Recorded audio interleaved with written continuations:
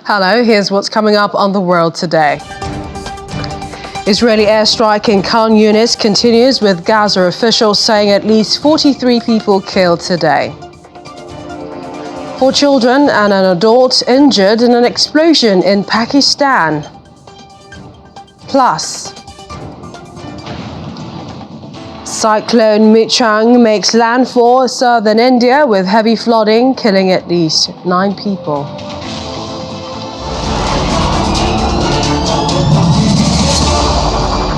Thanks for staying with us. Welcome to the program. I'm Millicent Walker.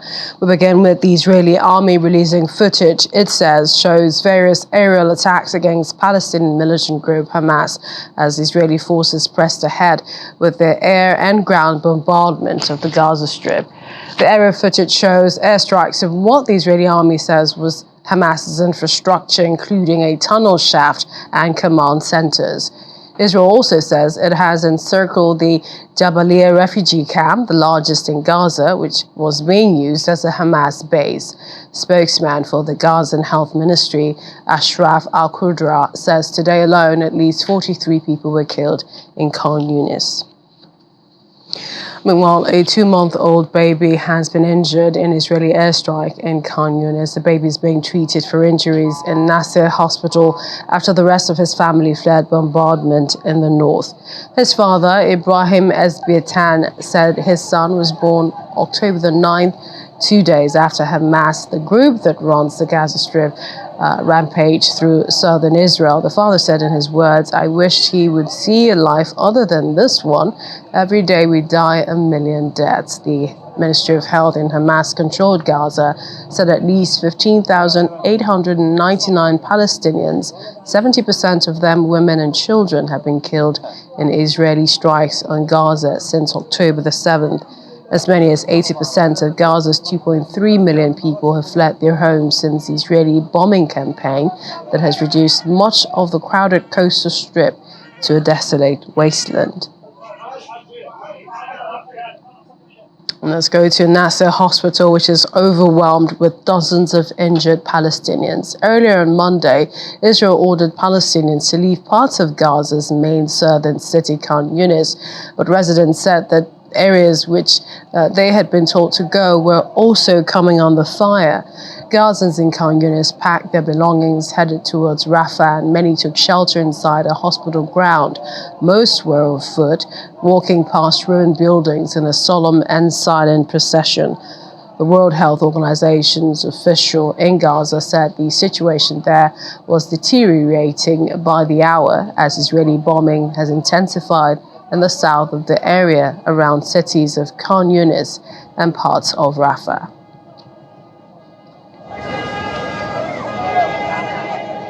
Let's show you the time where the Israeli army released video set to show the airstrikes targeting Hezbollah launch posts, a military compound, and what the Israeli military is calling terror infrastructure.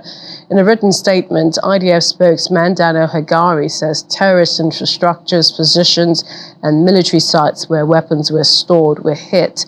The Israeli military said the airstrikes were in response to a launch from Lebanon that targeted the area of Zarid in northern Israel. However, the location or date the video was filmed cannot be independently verified. The United Nations is warning of panic and an even more hellish scenario that's about to unfold, one which it says humanitarian operations may not be able to respond to. That's following Israel's fresh evacuation orders in Gaza. While about 100 lorry loads of aid have entered Gaza via the Rafah crossing on each of the past 2 days, deliveries across the territory are being hindered by the ongoing fighting. However, White House National Secretary, Security Advisor Jake Sullivan says the United States expects Israel to avoid attacking areas that Israeli authorities have identified as no-strike zones in Gaza. What Israel has done is it said, this is the area where we are going to conduct ground maneuver. Please, everybody move out of this area so that you're not going to be caught in the crossfire. They have also indicated that there are areas where there will be no strike zones, and in those zones, we do expect Israel to follow through on not striking. Meanwhile, the U.S. State Department spokesman Matthew Miller said it was too early to make a definite assessment of whether or not Israel was heeding U.S. calls to protect civilians in its renewed military operations in Gaza. The Israeli military says it's taking aggressive action against Hamas and other armed groups in Khan Yunis, south of Gaza. However, the U.S., which is Israel's closest ally, has urged it to do more to safeguard civilians in the southern part of Gaza than in last month's campaign in the north.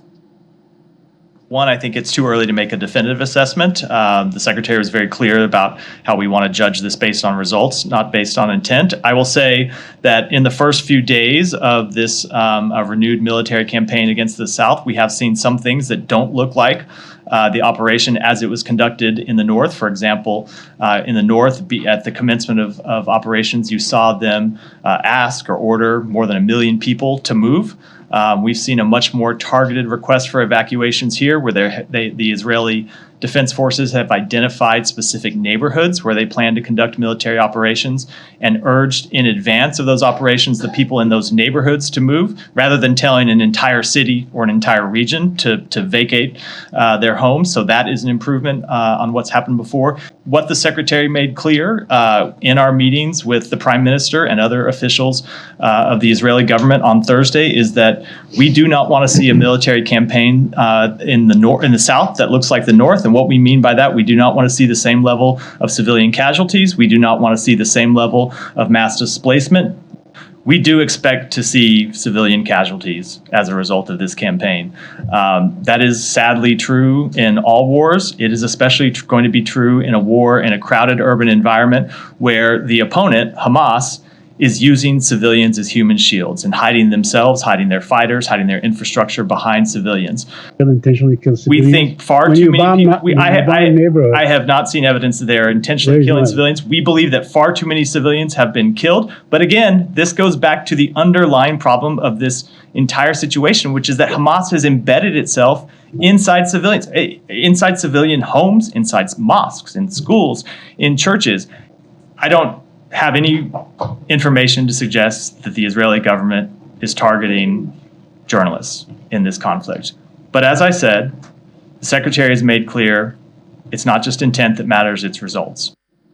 Well, staying with events that occurred October the 7th, Israel has held a meeting at the United Nations in New York focused on sexual violence against women during that attack by Hamas. This meeting comes after the UN Secretary General Antonio Guterres told the Security Council that sexual violence committed on October the 7th must be vigorously investigated and prosecuted. On October 7th, Hamas perpetrated rape and sexual violence, exploiting these unforgivable crimes as weapons of war. These were not merely sick, spur-of-the-moment decisions to defile and mutilate Israeli women and girls, to parade their naked bodies in the street while onlookers cheered. This was premeditated. This was planned. This was instructed. UN women ignored all of the proof and were blind to all the evidence, including video footage of clear testimonies of sexual crimes. I call on all women's organizations, every single one, every woman, every man, to unite by speaking out about these atrocities. This is as true when it's happening in Israel as in Ukraine, Ethiopia, Sudan, in any country. The world community must do more. It must demand accountability for these intolerable crimes. The United Nations must denounce Hamas as a terrorist organization that uses rape as a weapon of war. The United Nations must live up to its purpose of upholding the principles of international law, and the United Nations must condemn these evil crimes against humanity. Well, so the call for more protection of civilians, this is coming from the president of the International Committee of the Red Cross, ICRC, Mirijana Spoljaric. She, who indeed visited the European Gaza hospital, says that she saw children with atrocious injuries. She called for a military de-escalation and for all sides to find solutions other than military. I've just visited the European Gaza hospital, and the things I saw there is beyond anything that anyone should be in a position to describe. What shocked me the most were the children with atrocious injuries and at the same time having lost their parents with no one looking after them. We are facing a situation here that will not be healed by sending in more trucks. We need to provide protection to the civilians in Gaza, to the women and children, to the elderly people that I saw today that have nowhere to go. The majority of people I met today have been displaced several times. I met people who have lost limbs because they needed to evacuate between treatments, and they lost a hand or a foot because they couldn't be treated in the hospital where they arrived first. I was told today that the North has lost its entire surgical capacity. We have to find solutions to this. We can't turn away from what is evidently a moral failure in the face of the international community. I'm calling on all parties, on everyone who has an influence, to de-escalate and to find the military solutions to what is an immense suffering of the people on both sides. We have to protect the rights of the people. We have to protect the rights of the civilians. We have to protect the rights of the detainees. We have to protect the rights of the hostages. The ICRC will do its utmost to help alleviate and reduce the suffering, but we can't do this alone. And there's not only a humanitarian solution to this. There must be a political one. Well, we'll take you to the Netherlands, where human rights groups are seeking to block the Dutch government from exporting F-35 fighter jet parts to Israel, arguing in court that the exports could make the Netherlands complicit in possible war crimes. Now, the Netherlands houses one of several regional warehouses of US-owned F-35 parts, which are then distributed to countries that request them, including Israel. The rights groups argued that Israel was using the planes in attacks in Gaza that were killing civilians. Lawyers for the Dutch state said they have considered the risks of allowing exports to proceed and weighed them along with other factors such as Israel's right to self-defense, including in a potential wider Middle East conflict. En het is zijn plicht onder de exportregel. They defend their business case and their diplomatic relations with the US and with Israel as well. And these are more important than human rights. In a way, and I cannot look into the heads of the lawyers and the representatives from the Dutch government, but in a way I think, and I think I also heard that they don't believe it themselves, that they're looking for small legal loopholes, escape routes, to make sure that they would not be judged by this judge. But yeah, I think they will be judged by history, by ourselves, and by the people in Gaza.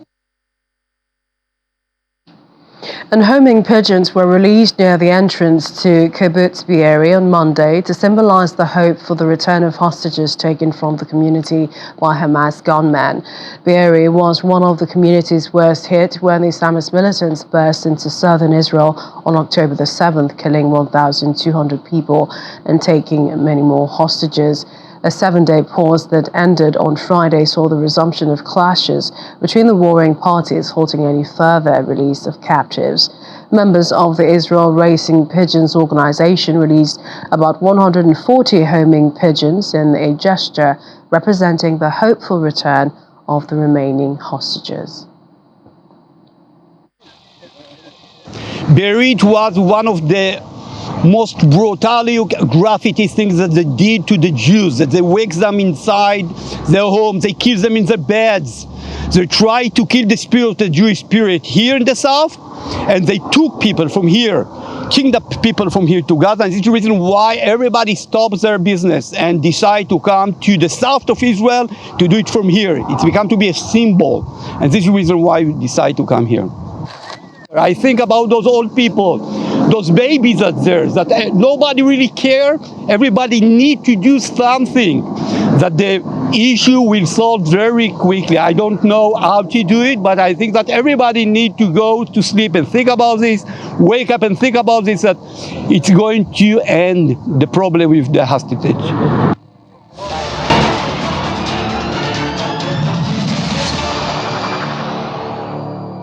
Still ahead on the program.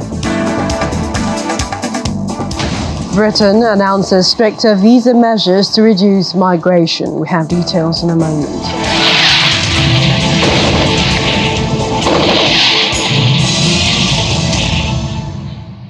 Welcome back. 5 people have been injured in an explosion in the northwestern Pakistani city of Peshawar in the early hours of today. The spokesman for the Emergency Rescue Services, Bilal Ahmad Faizi, said an improvised explosive device IED went off on a busy road and school in Peshawar at 9:10 a.m., where 4 children aged 7 to 10 and an adult were among the injured. According to hospital officials, 2 of the children were in critical condition. The explosion also caused damage to vehicles and nearby buildings. There was no immediate claim of responsibility for the attack, and the police chief in the area, Mohammed Ashfaq Anwar, said that there was no indication school children were the targets of the attack. Last week, at least 10 people, including 2 civilians, 8 suspected militants, were killed in 2 separate incidents, including a suicide blast in Khyber Pakhtunkhwa.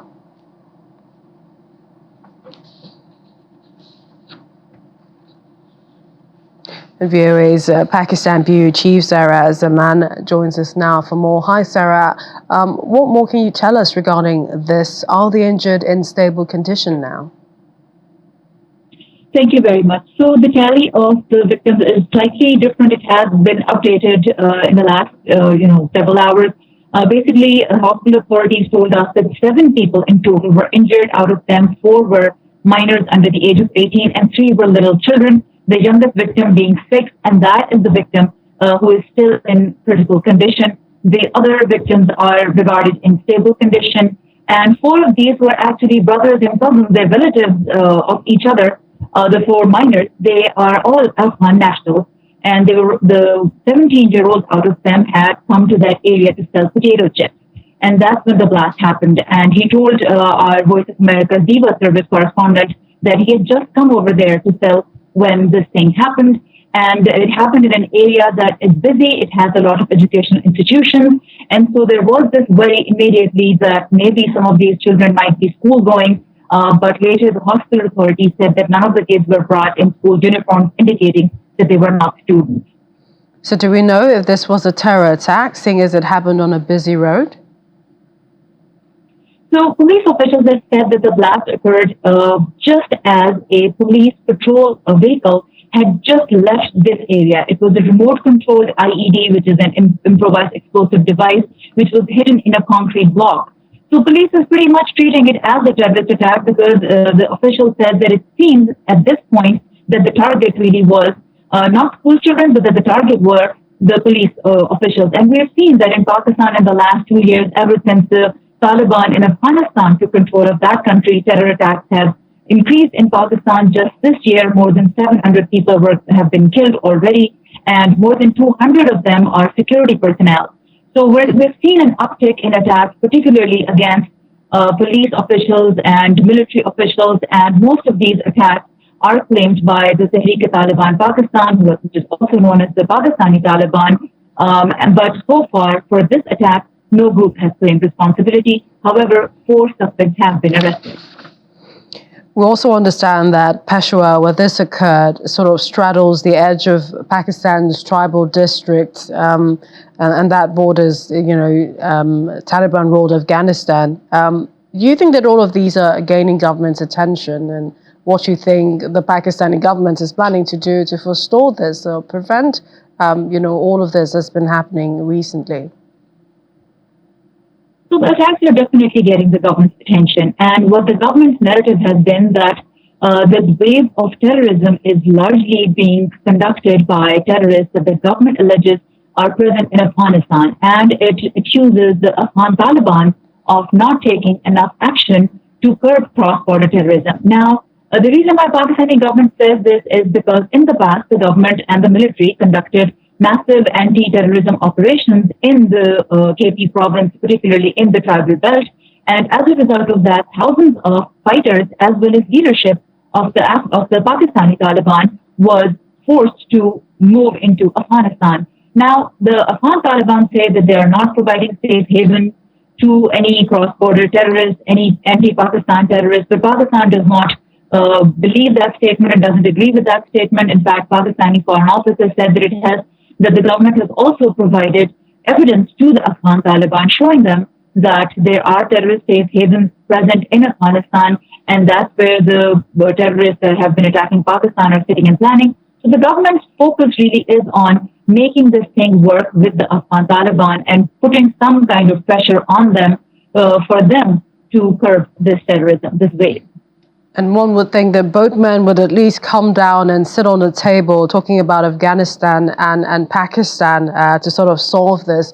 But for the people who are losing their lives, loved ones, limbs, family members, how are they reacting to all this that's been happening? It's a very tragic and traumatizing situation for people because the wave is increasing with every passing day. We've seen that ever since the Afghan Taliban came back to power, the Pakistani Taliban got emboldened. After that, last year, negotiations between the Pakistani Taliban and Pakistani government to find some kind of a middle ground also collapsed. And once the unilateral ceasefire, the ceasefire was unilaterally ended by the Pakistani Taliban, we've been seeing an increase in terror attacks. It's very difficult for people in Pakistan once again to see this terrorism rise, which they have already suffered a lot from. According to government officials, roughly 80,000 people have been killed in the last 20 years. And right now, it's also very critical because Pakistan is heading towards general elections in February of next year. And so a good security situation is very important for Pakistan to be able to hold free and fair elections, for politicians to hold rallies, for people to come out and participate in the political process. So right now, the increase in terrorism is worrisome from a lot of different perspectives, not just from a security perspective, but also from a political democratic perspective. Indeed, insecurity and deterrence to voting. We'd like to thank you, Sarah Zaman, Pakistan Bureau Chief. Thanks for talking to us. Thank you very much for having me. Move on to other stories where at least 14 passengers have died and over 20 others injured after a bus they were traveling in lost control and crashed into a tree in Thailand. The accident occurred in the country's western province of Phuchop, Kirikan, at midnight. The front of the bus was split in half after the crash.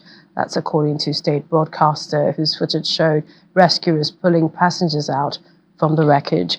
All those injured are now being treated at hospital, and an investigation on the cause of the accident is underway. Meanwhile, the search for 10 missing climbers trapped on Indonesia's active volcano, Mount Merapi, has been hindered by ash clouds and heavy rain, dashing hopes for grieving families waiting for news from rescue officials. Earlier, Indonesian authorities said 8 more bodies were recovered after 5 bodies were found overnight, bringing the death toll of the eruption to 13. Over 200 search and rescue personnel have been activated to look for the missing victims and evacuate bodies of the deceased. The 2,891-meter-high volcano erupted on Sunday in Indonesia, a country which is home to more than 100 active volcanoes.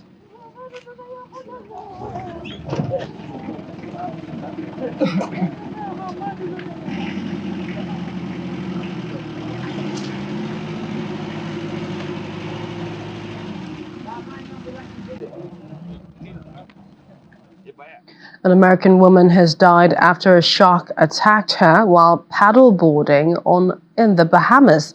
According to police, the woman, who was in her 40s and visiting from Boston, was with a male relative when the attack occurred near a resort in western New Providence. The police adds that CPR was administered to the victim. However, she suffered serious injuries. While fatal shark attacks are not common in the Bahamas, at least 2 incidents have been reported recently.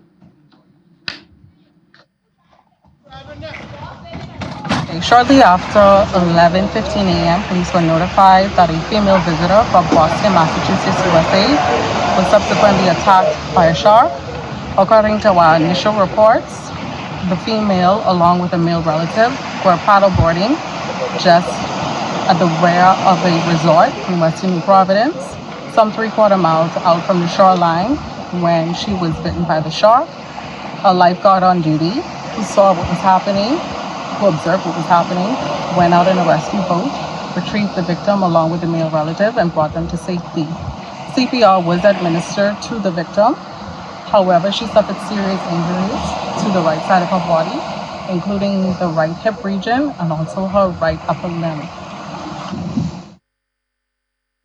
We head to the UK now, where the government seeks to cut the number of migrants arriving in Britain through legal routes. Home Secretary James Cleverly announced stricter and tougher measures to reduce migration. Mr. Cleverly promises that the 5-point plan will deliver the biggest ever cut in the net migration after levels soared to a record high. These new measures could impact several Africans who are seeking to live and work in Britain. According to UK's Office for National Statistics, a total of 141,000 Nigerians migrated to the United Kingdom between June 2022 and the year ending June 2023. In the year ending June 2023, the top 5 non-EU nationalities for immigration flows into the UK were India, followed by Nigeria, China, Pakistan and Ukraine. To this country is far too high and needs to come down. And today we are taking more robust action than any other government before in order to bring this down. In total, this package, plus our reduction in student dependence, will mean around 300,000 fewer people will come in future years than have come to the UK last year. We will stop immigration undercutting the salary of British workers. We will increase the skilled worker earnings threshold by 1/3 to 38,700 from next spring, in line with the median full-term wage for those kinds of jobs. Those coming on health and social care visa routes will be exempt, so we can continue to bring in the healthcare workers on which our care sector and NHS rely. Well, let's shift gears now to the COP28 summit, which has indeed kicked off on a high, with countries agreeing to action the loss and damage fund with an initial trickle of $655.9 million going to the bucket so far. This is considered a positive start to a steep climb, but estimates of total global costs of loss and damage by 2050 range from $500 billion to $4 trillion. However, comments by the COP presidency that seem to cast doubt on the scientific basis for a fossil fuel phase-out dampened the talks that many insist must be accompanied with a deal among countries to phase out the world's use of fossil fuels. Our environment correspondent, Ayala Kassim, reports. We have also mobilized over $57 billion in new pledges and commitments only in the first 4 days. 30 billion in a new custom-tailored UAE catalytic fund, 725 million for loss and damage. Shaking off the criticisms, the COP president ruled off some of the successes for the first 4 days of the meeting. He's particularly pained by media reports, which he says are undermining the COP presidency's efforts. Let me just add this. I know that there are strong views among some parties about the phase down or phase out of fossil fuels. And allow me to say this again. This is the first presidency ever to actively call on parties to come forward with language on all fossil fuels for the negotiated text. I can't not be clear about it. I am quite surprised with the constant and repeated attempts to undermine the work of the COP28 presidency and the attempts to undermine the message that we keep repeating when it comes to how much we respect the science and how we ensured that the science is what dictates our strategy for our strategic imperatives and the objectives we want to deliver at COP28. But many are not excited about the successes he has listed. They say we have been on this road before when pledges were made but actions were neglected. And the action they want to see now is having a strong text in the negotiation documents. To this, we would urge caution, because these pledges are not necessarily additional. And this is of vital importance to understand, because in some cases, the funds that are being announced to go to loss and damage are effectively being taken away from funding that might go for climate adaptation, for instance, or wider development finance objectives and the SDGs. This is unacceptable, given the commitment historically that climate finance be additional. Accessing the limited funds by vulnerable groups have been a difficult task. The loss and damage concerns still remain over the fund's regulations and the decision to put the World Bank in charge of operating it, with some observers worry we end up benefiting rich donors. Knowing the antecedents of some of these banks or some of these organizations, it is going to be very difficult for a grassroots organization to be able to access this fund, and that is our own challenge. But like I said, African women do not want the issues of loss and damage funds to be loans. We want it to come in grant form. A report released on Monday estimated that emerging markets and developing countries will need $2.4 trillion a year in investment to cap emissions and adapt to the challenges posed by climate change. Eyes are now on the negotiating document to see how it will help resolve this issue. From the venue of COP28 in Dubai, Ayola Kasim, Channels Television News. Well, we head back to the UK now on the government seeking to cut the number of migrants arriving through legal routes. And joining us to talk more about this is immigration lawyer Dayo Fadina. Thanks for joining us on the program. Well, good evening, and thanks for having me, and my regards, and good evening to your audience. Yes, indeed. Do pray tell, net migration is too high, it needs to come down. Do you agree with Home Secretary James Cleverly? Yes, I do agree that the number should go down. This has been going on for quite a while. The increment every year of immigrants coming to the UK. But at the same time, if it's going to be going down, it should be done in a very fair, and proper way, and not the kind of rush we are going through right now to be able to reduce immigration numbers. And the reason why I'm saying this is, you see, what they are doing now is they are now trying to curb, prevent so many people from coming to the UK by just for instance, increasing the salary that any skilled worker could earn in the UK before you are allowed to come to the UK to work. It's been increased, from I think about 26,000 to 26,200 to about 38,700. That's a very big leap, and they are now telling that kind of skilled worker that you might not be able to bring your dependents to the UK. That in itself, I think, is quite unfair. Then we also have the situation to do with health workers. There's still a shortage in healthcare, health and social care, and NHS workers.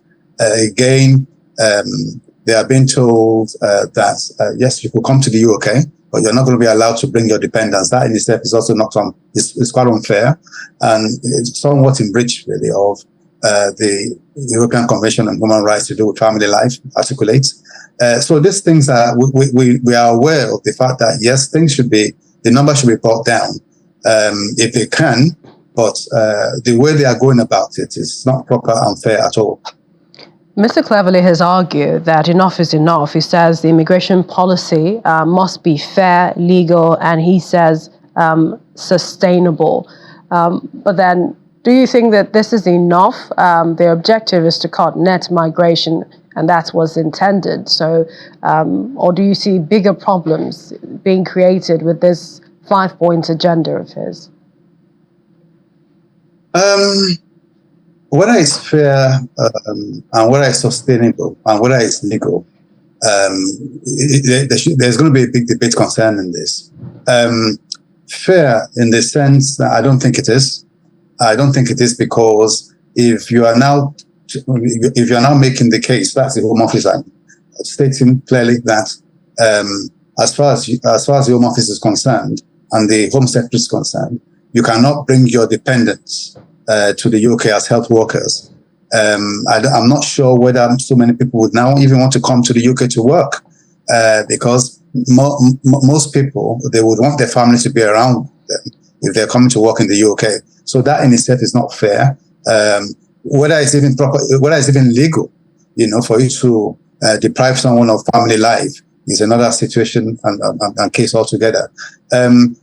Whether it's sustainable, right, is another thing altogether. We should remember that the same Tory government over the last 10, 13 years have been coming up with one immigration policy after the other and promising the population that it's going to be sustainable and it'll be workable, but it's never actually worked. Only just about, I think, 1.5 years ago, rules were introduced to do with, again, care workers and what they they were allowed to bring their family to the UK. So the question then is, if you crafted a policy about 1.5 years ago where you allowed care workers to come in with their dependents, and 1.5 years on, you are now saying that you need to review that very particular policy. The question then is, did you truly and really think through that very policy you introduced about 1.5 years ago?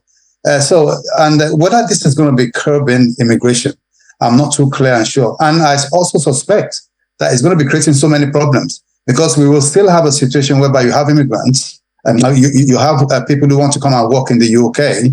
And there's also still going to be this shortage situation in the UK of care workers, of engineers, of bricklayers, and you are telling them that they cannot come with their family. That's not really going to be resolving the problem at all. And he did claim that 300,000 people who were eligible to come to the UK last year will not be able to in future. Do you see this presenting a perhaps political challenge for Prime Minister Sunak and the Conservatives?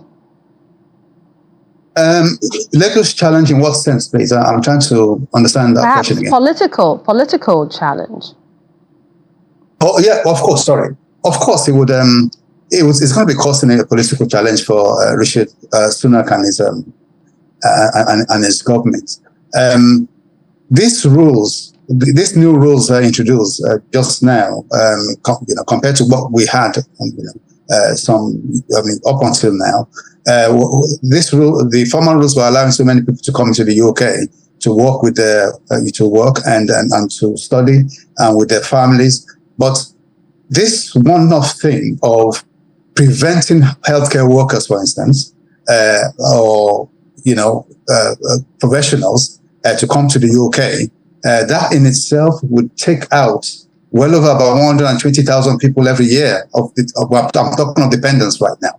And only God knows whether so many people would even want to come to the UK to work after this.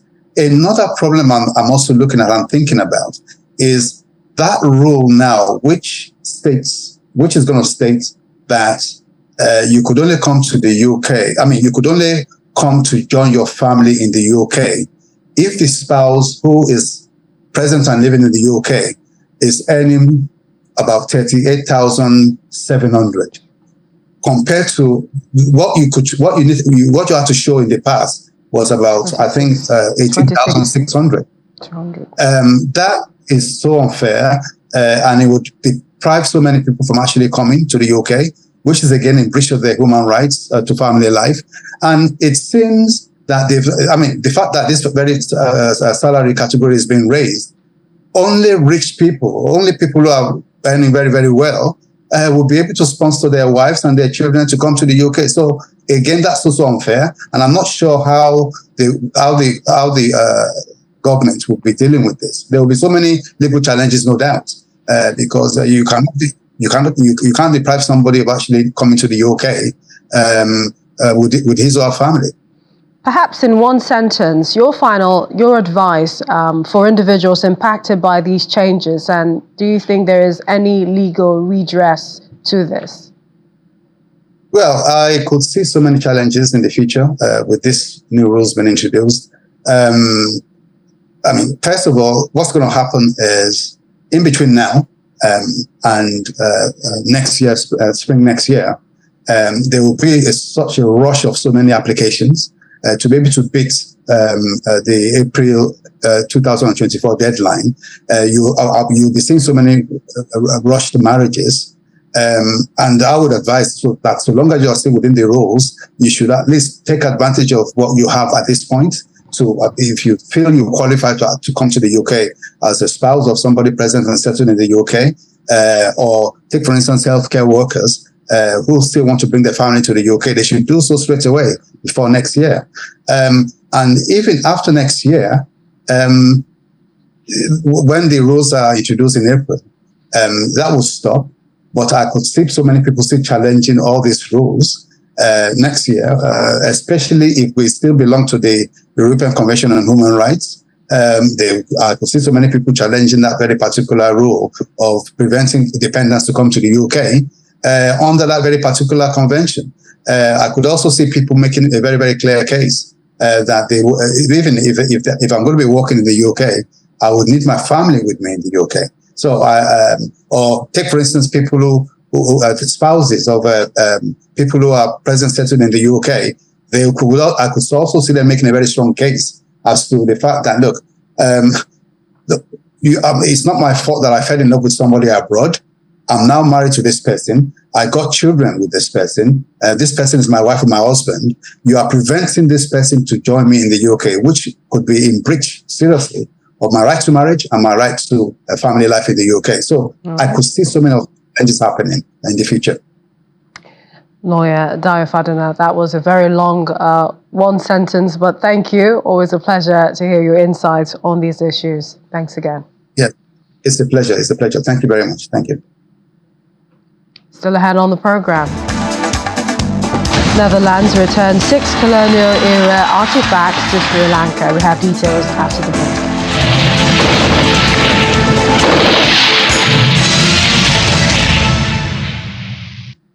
And we're back talking about the climate. The World Meteorological Organization, WMO, says this past decade is the warmest ever. Speaking to reporters on the sidelines of the COP28 summit, WMO Deputy Secretary General says the amount of climate disasters the agency has monitored has raised a lot of concern. In terms of the global temperature, this decade is the warmest ever. It's 1.1 degrees Celsius average 10-year period, and it's every previous decade was also warmer than the preceding ones, and the amount of the natural disasters and weather and climate extremes, which we also monitor as a part of the state of climate, is again raises lots of concerns for us. So those most essential accelerators we see in the loss of glaciers in the mountains and in the increasing the levels of the sea level rise. And we can say that we are going to lose equatorial glaciers in Papua and Indonesia by the end of 2030. And then we will also lose Kilimanjaro Glacier in the next 10 years. So the loss of glaciers and the loss of water resources which feed lots of population is one big concern. But it's not only the water supply, it's also the extreme events which come together with that. It's a breakage of glacier lakes, it's landslides which kill the people, and eventually it ends up in the ocean. We are now in El Nino cycle, and we just few days ago we have released 2023, a state of climate, and it's going to be the warmest year from the beginning of record. Before, the warmest was 2016, which belongs to the decade which I'm talking about, but now it's even warmer, it's 1.4. And this warming will continue because the concentration of the greenhouse gas in the atmosphere we already committed to continued warming for at least a couple of decades. And as for the funds needed to tackle the global climate crisis, Ugandan climate activist Vanessa Nakate says that billions of dollars, not millions, is needed to address the ongoing situation. Ms. Nakate, speaking at the COP28, believes the finance has to serve the interests of the people that are on the front lines of the climate crisis. I know that some pledges have been made in regards to the loss and damage fund, but many of these pledges have been coming in millions. However, the costs of loss and damage are in billions. The people that are on the front lines of the climate crisis, they need billions to address the worst impacts of this crisis and not millions. And when I say that finance has to serve the interests of the people, it is because climate change is more than weather. It's more than statistics. It's really about the people. And that is why we must have a human face in the conversation about the climate crisis. But then there is also worries about the fossil fuel influence over the COP process. And I think for me, that is my biggest worry. Well, adaptation is important. Loss and damage is important as well. But if I saw that you are in a burning house, the first thing I would do would be to try to get you out of that burning house and not another house. Because maybe by the time I build you that other house, you've lost your life in the house that is on fire. And that is what I'm seeing here, that we are not addressing the root cause of the climate crisis. Fossil fuels account for 75% of global greenhouse gas emissions, and yet we are not addressing the elephant in the room. Simply put, they are the problem. The latest IPCC reports say that we must halve emissions by 2030 to meet the goals of the Paris Agreement. How will that be possible if we are ignoring the elephant in the room? Only interesting conversations have been on the loss and damage fund operationalization. However, there is a worry that this could have been a distraction for the real agenda that is in this place. We head to India, where Cyclone Michaung has made landfall south of the country, sending lashing winds and torrential rains whipping across towns. According to Indian Meteorological Department, the cyclone hit the Indian state of Andhra Pradesh, barreling it with winds of up to 110 km per hour at approximately 8:20 local time. Heavy rain submerged roads, killing at least 9 people, including a child. The Weather Office had said earlier that parts of the state were expected to be pelted with more than 8 inches of rain over the next 24 hours. However, at least 8,000 people have been evacuated.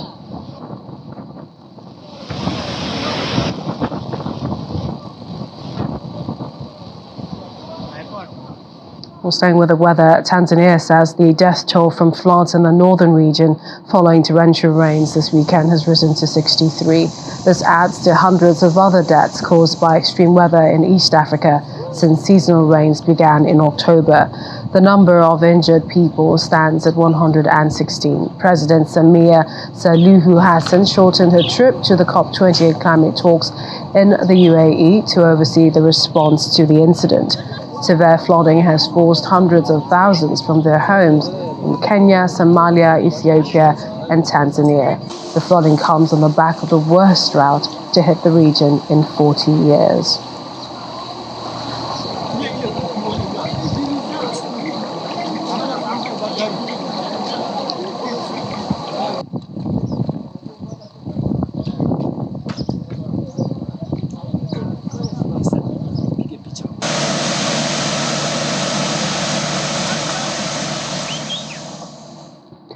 Netherlands has returned 6 colonial-era artifacts to Sri Lanka. The artifacts were showcased at the Colombo National Museum today following a legal agreement signed in August by the two countries for the South Asian nation to regain ownership of the looted object. The colonial artifacts include the bejeweled cannon of candy made of bronze, silver, and gold seized in 1765 by Dutch soldiers. In 2020, the Dutch capital said at least 4,000 objects in its collections have clear ties to the country's colonial empire, which spanned some 300 years from the mid-17th century and whose main centers of power were in Southeast Asia and the Caribbean. The island's cultural minister says he hoped for the return of more Sri Lankan artifacts from not only in Netherlands but also in other countries like Great Britain. And finally on the program, who do you know owns 555 Christmas trees? Well, it's no longer a secret, as a German couple has broken a new world record for a unique Yuletide decoration in all shapes, sizes and colors with 555 Christmas trees. Avid Christmas tree collector and owner of the house, Thomas Jeromen, finds his collection of hundreds of trees nice and relaxing. He says, in his words, "I'd just like to sit in there and look at it. Otherwise, I would have done it like everyone else outside." Up from 444 trees in 2021, he's eager to get the number even higher, as 600 trees is Thomas Jeromen's new goal.